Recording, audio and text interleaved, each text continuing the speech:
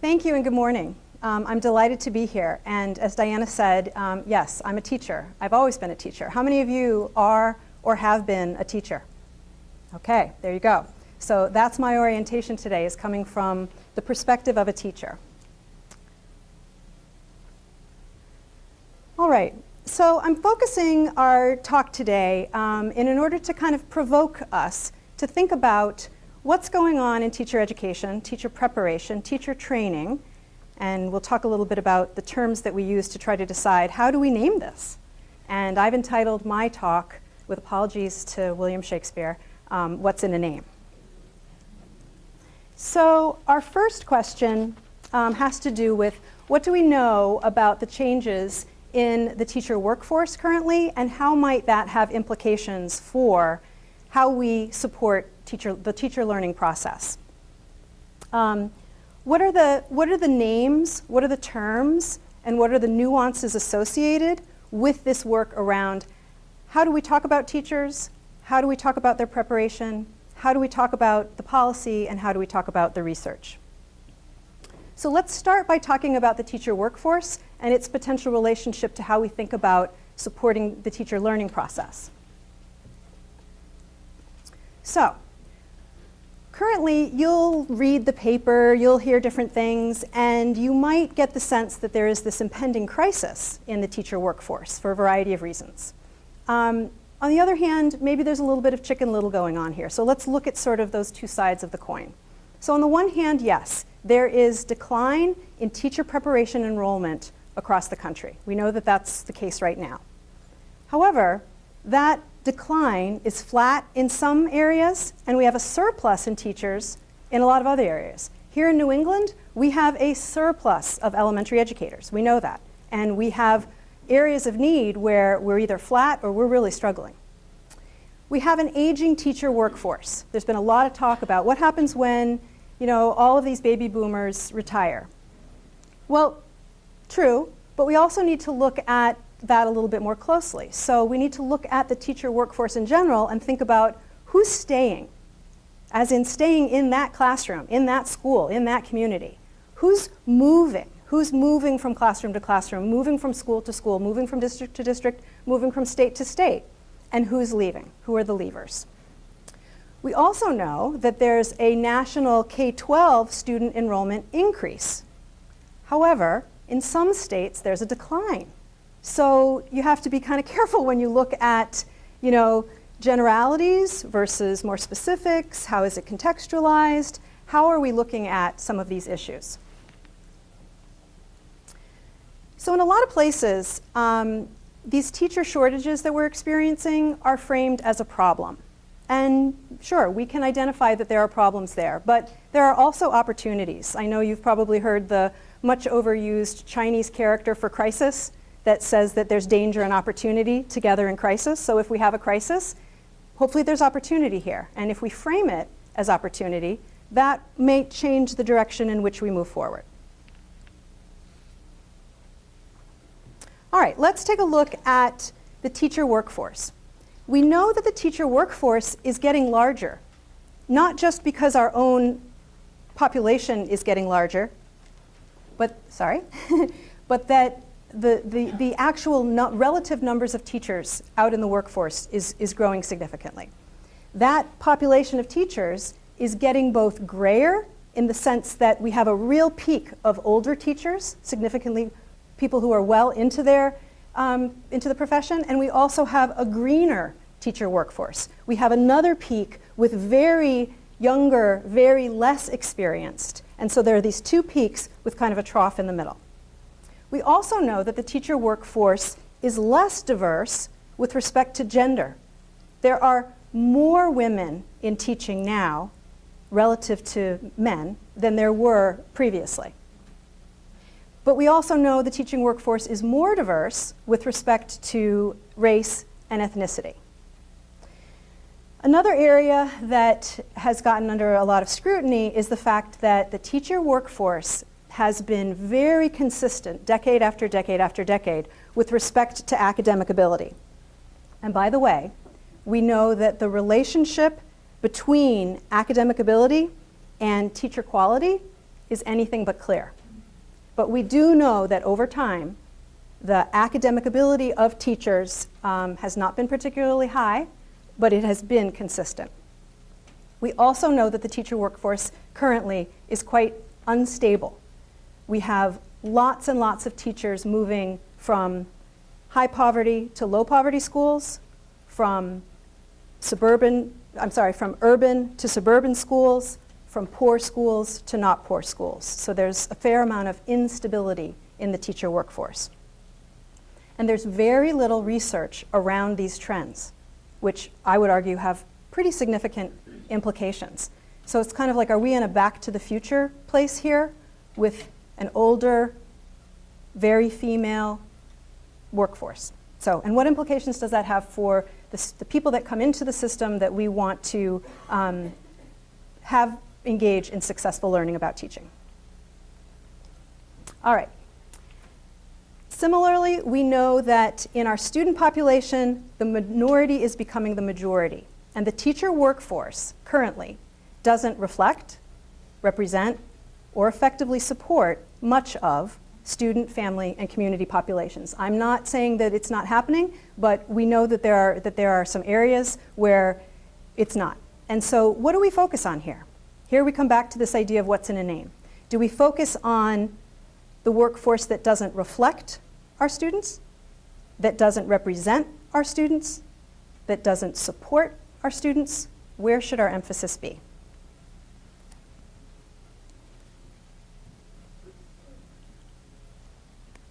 All right, as we go through this morning, I'm going to kind of poke and prod a little bit with respect to the terms that we use, the names that we use. So for example, we can talk about accountability and we can talk about responsibility.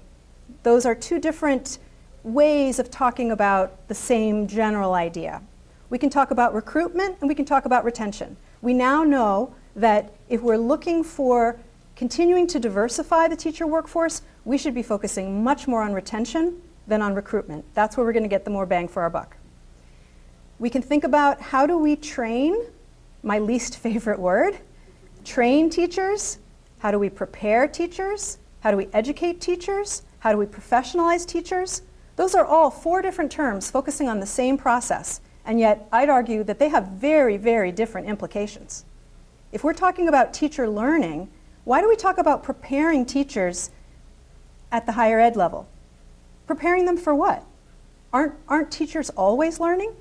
Are we only preparing them for that leap from college to their first years of teaching? I'd say no. I say that teacher learning is an arc. So the words we use are important. Are we looking at causal or correlational? Do lay people, do the general public, do parents of kids in schools, do our policymakers understand the difference between causal and correlational with respect to research? Then there's the idea of ex ante and ex post. How do we decide who's ready to learn about becoming a teacher? Ex ante, we're talking about forecasting. We're talking about using standardized test measures to determine who is allowed to enter the possibility of learning about teaching, versus ex post measures where we actually assess the teaching event, the teaching practice. And then I'm going to conclude a little bit with respect to what I believe is one of the most important issues here, which is equity. So all of us as educators, I hope that we would all agree that in our country, we are hoping for a very strong educational process for all of our students, not some of our students, all of our students, regardless of zip code. And equity becomes a really important issue here. All right, so now it's your turn. What I'd like you to do is take a minute, and literally I'm only going to give you a minute, to turn to your colleague and ask what caught your attention and why with respect to those different terms we can think about in the different ideas. Where are you coming from?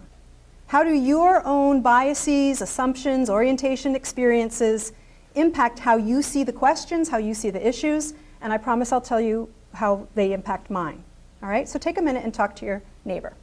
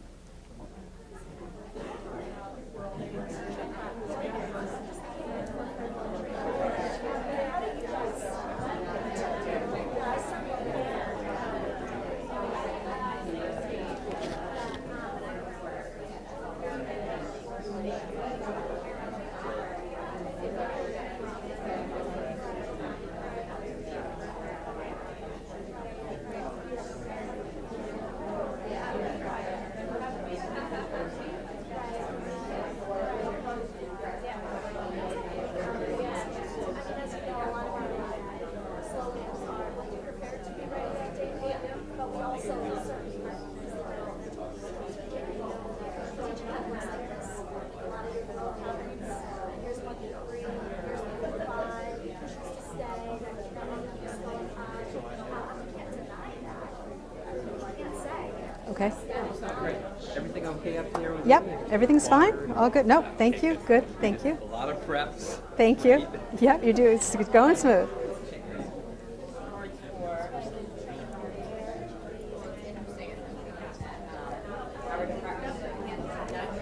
All right, thanks everybody. That was literally a minute. Thank you for coming back. I hope you had a good initial conversation that you'll be able to continue in your breakout sessions. All right, so let's move forward with some of these ideas. So let's take a look at the research. So research by any other name. Would it still smell so sweet? Sorry, Will. All right, our second focus question looks at what do we know about research on teacher education, teacher preparation, teacher training, teacher learning. What do we know? So we know that the research on teacher education is disjointed. We lack a common language. We lack a common agenda. We know, as I mentioned earlier, that the words, the terms we use are important, and that without precision and without common understanding, there's inevitable confusion and misunderstanding. Sometimes that's unintentional, and I think we have some cases where we can argue that sometimes that's deliberate to divide us. In 2002, Wilson, Floden, and Farini-Mundy embarked on a pretty significant project taking a look at the current body of teacher preparation research. They wanted to get a handle on these 5 key questions. What did we know about these areas, and how did that impact how we might move forward? So they asked questions about the content preparation of teachers, the pedagogical preparation, their clinical training. They looked at the policies and strategies to improve teacher preparation. They looked at high-quality alternative preparation. And unfortunately, what they found was that the research was inconclusive. I find that a little bit scary as the dean of a school of education, right? So what did they have to say about this? Why did they feel that it was inconclusive? What they believed was that the research that we have conducted to that date had been small scale and interpretivist research. So that is a little bit limiting. It's pretty insular. We're only talking to each other. There's a gap in our research between the claims that we make and the evidence that we use to support it. There's a dearth of impact measures. There's lack of attention to the kinds of evidence that researchers are using to support their arguments. And they pose the question as to whether this is all due to the quote-unquote soft social science nature of our work. And a lot of our critics will use that idea against us. They noted also that there's very little research on policies intended to improve the quality of pre-service education. That doesn't mean we don't have policies, because we do. We have a lot of policies, but we have very little research on those policies.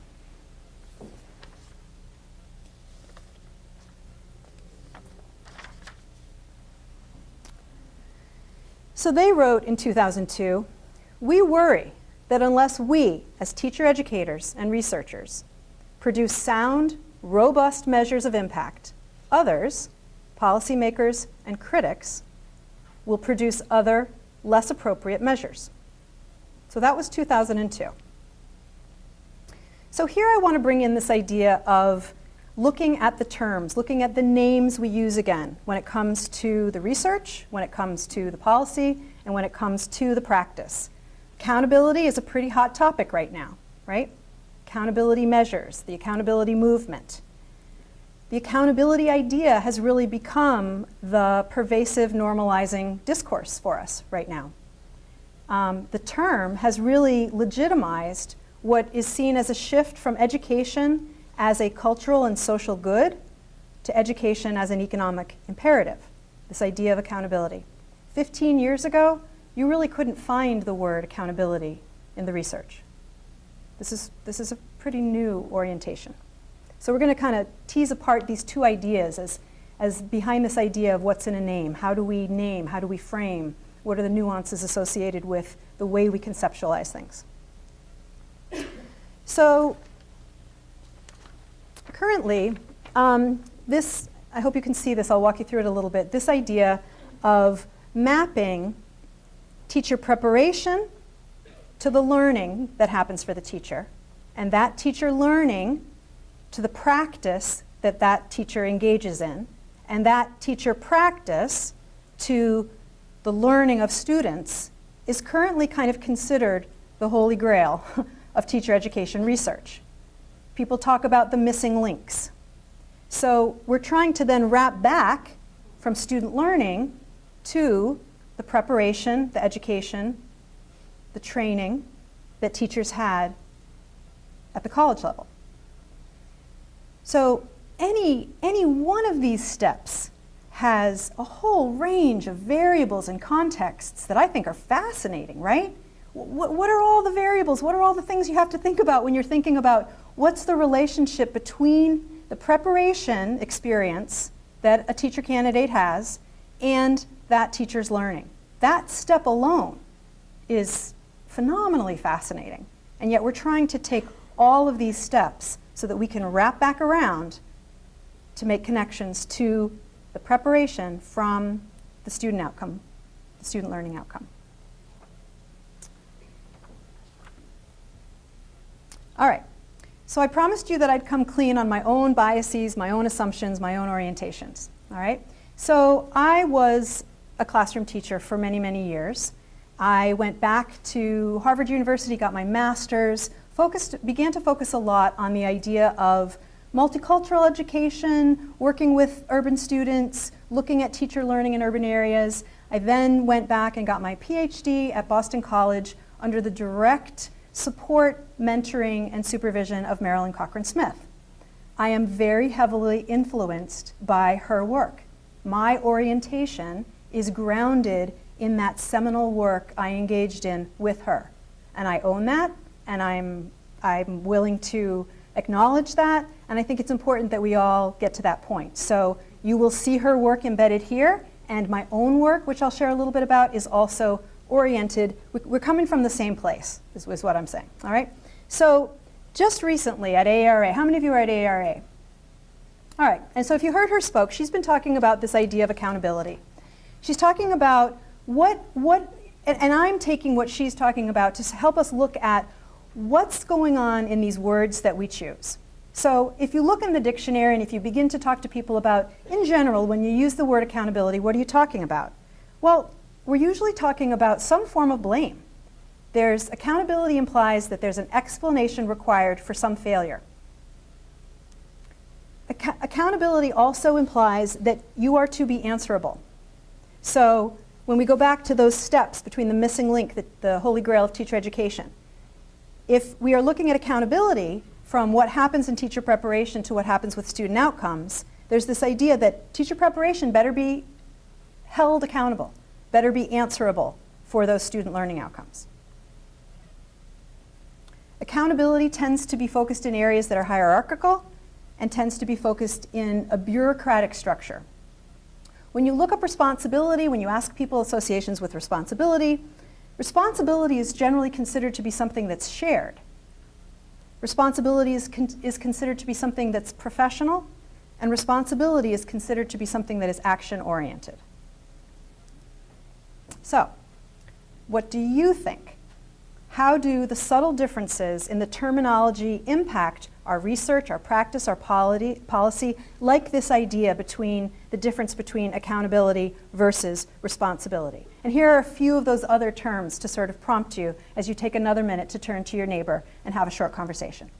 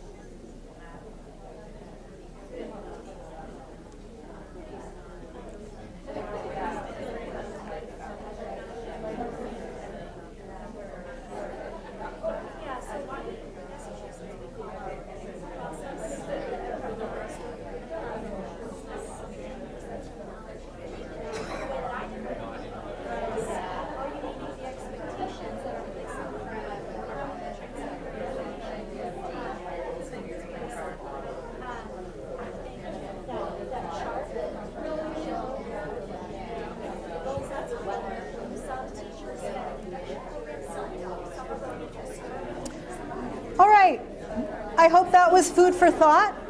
You'll have more time later in the morning for conversation. I hope that got you started.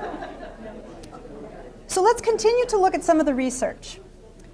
In 2005, the AERI panel, under the direction of Marilyn Cochran-Smith and Ken Zeichner, began to try to develop what they hoped would be a thorough, rigorous, even-handed analysis of the empirical evidence related to the policies and practices of teacher education. And they wanted to improve upon our research agenda. So here's what they did. They offered a critique of over 500 peer-reviewed studies of pre-service teacher education from 1990 to 2003, building on the work from Wilson, Floden, and Farini Mundy. The studies were carefully vetted against explicit standards of quality. They noted the newly emerging policy imperative is currently forcing questions that have not been asked of other professions at all, nor have they been previously asked in teacher education. So it's important to recognize some of these big shifts. Shalok, and Ayers referenced the AER panel in their analysis of this work and noted that the report confirms beyond question earlier findings exposing the limited ability of our research space in answering questions pertaining to policy or practice concerning the preparation and licensing of teachers. Holy cow, right? This is a little bit frightening. This is pretty interesting. Opportunity, crisis, problem? I'm going to go with opportunity, all right? They highlighted the need for an infrastructure for research on teacher education with strategic and collaborative partners.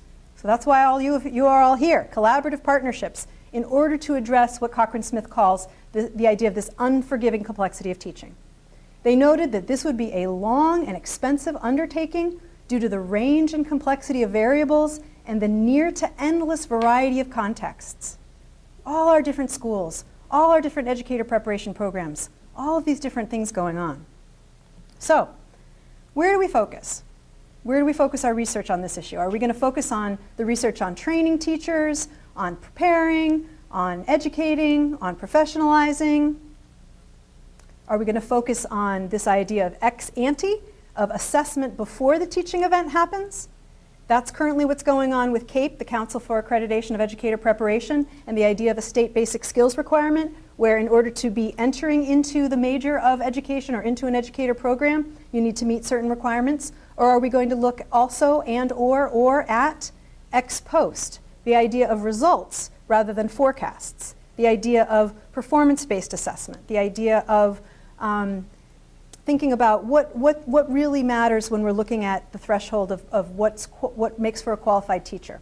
So Kane, Rockoff, and Stager, interestingly, found that while selection is important, performance is much more important than certification. What they found is that between uncertified, certified, and alt-certified teachers, the academic achievement outputs of students, they were indistinguishable. And that it was the teacher's first 2 years of teaching that had a greater impact on determining student outcomes than any kind of certification status. So that raises, I think, some really interesting questions as well. So we begin to think about questions like, are teacher tests valid predictors of teaching performance? What kinds of tests are valid? I'll talk a little bit in a moment about the professional threshold for entry, ideas that are happening out of teaching works at the University of Michigan, and the idea of a national observational teaching exam. So our third question talks about what are the potential new directions for preparation of teachers, especially in our highest need schools.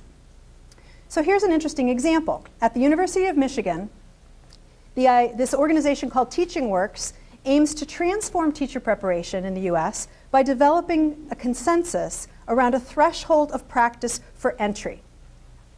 Where do we need people to be in order to start this process? They received a huge grant to develop this broad transformation in teacher preparation. They looked at the idea of focusing on high leverage practices. What are those practices that are really going to give teachers a lot of bang for their buck? Things like leading a group discussion, diagnosing patterns of student thinking. And of course, many of these are embedded in the standards and competencies that we're already looking at. They looked at high leverage content. They looked at things like You know, a teacher needs to know about place value in mathematics, identifying literary themes in English language arts. The Common Core standards help us with this. We want to focus on those specific content areas that students often struggle with. They received a grant to establish a Teacher Preparation Transformation Center. And the Teacher Preparation Transformation Center Initiative, TPTCI, we love our acronyms, is designed to create a diverse national network of teacher education providers that will build, both independently and collectively, effective pathways for the preparation of beginning teachers. One of the questions that I'm constantly asking myself as the dean of an educator preparation program is, what do we know, what do I know based on my own research about what proves for successful learning, particularly for urban teachers? So I asked myself, and I continue to ask, what is the ecology of schooling? What's the ecology of teacher education? What are these multiple variables and contexts? How do we help teachers to learn from, with students, as well as about them? What would a continuum of meaningful learning for teaching look like, bridging this divide, this historical divide between educator preparation and the learning that happens when they're teachers of record? I focused on practice-focused curriculum, moving teacher learning out, not just back, so that teacher learning shouldn't just happen in the pre-service area, right? We know that, we do PD, we do all these things, but we need to think about how we look at that and to consider the conditions of learning. So briefly, in my own research, I found that successful teachers, beginning teachers in urban contexts, if they were able to get this idea of getting to we, learning about, but also learning with and from students, many were able to develop a more transformational teaching practice. Those teachers were more likely, it's hard to see that bottom slide, but more likely on the left-hand side were likely to grow professionally and confidently, but even if they struggled unhappily, they sometimes could get there. And they got there if, and this is where I think about what does this mean for teacher education, they got there if they were able to engage in individual agency.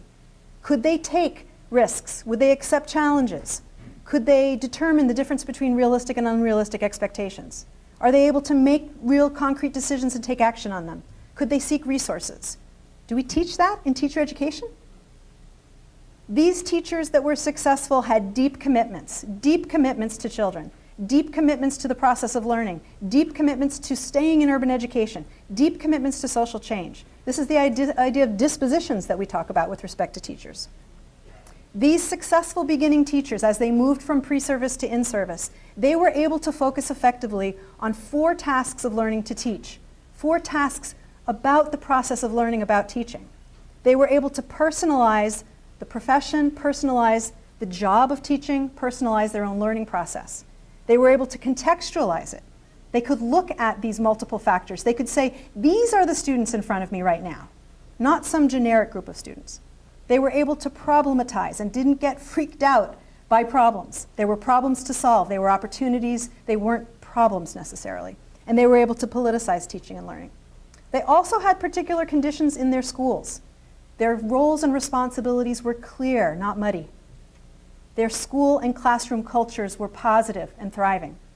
And they got the appropriate support, and they were part of a community. So what would teacher preparation look like along those guidelines? So finally, I'm coming back to this idea of equity. So I ask myself, on what evidence are teacher and teacher education accountability measures based? And I was fascinated to read the most recent article by Cochran Smith and her group at Boston College that talks about this idea of thin versus thick equity. So unfortunately, what they found is that there is thin evidence for 4 of the main measures that we use in the accountability movement. So 3 are the Higher Education Opportunity Act regulations, the Council for Accreditation of Educator Preparation, CAPE accreditation, and the National Council on Teacher Quality, NCTQ reviews. They found very thin evidence to support the claims of those organizations. There was more support for EdTPA, which I'm sure many of your states are using. So thin equity, this idea of thin equity, assumes that teachers are the major source of educational inequality. even though this is a conclusion that's not based in evidence. There are many social structures, many systems in our country that produce and reproduce educational inequality, not just teachers. This idea of thick equity acknowledges these multiple factors, this ecology that influence student achievement, as well as the complex and intersecting systems that create the inequality in the first place. So, what are the research questions we should be asking? What's driving these questions? Which questions will produce usable information? Which will result in teacher education change and improvement, not simply blame and deprofessionalization? So again, with apologies to Will, do the terms, do the words we use in our research, in our policies, in our classrooms, do they create worth? Do they create meaning? What impact do these names, these terms we use, have on our own thinking, our questions, our intent, our outcomes? What names will you choose? Will you use? I stand before you saying that as a teacher educator, as a teacher, I stand for clarity, I stand for collaboration, I stand for equity and quality, and I stand for responsibility. And I hope you'll join me. So, a rose by any other name, what will be yours, and will it still smell as sweet? Thank you.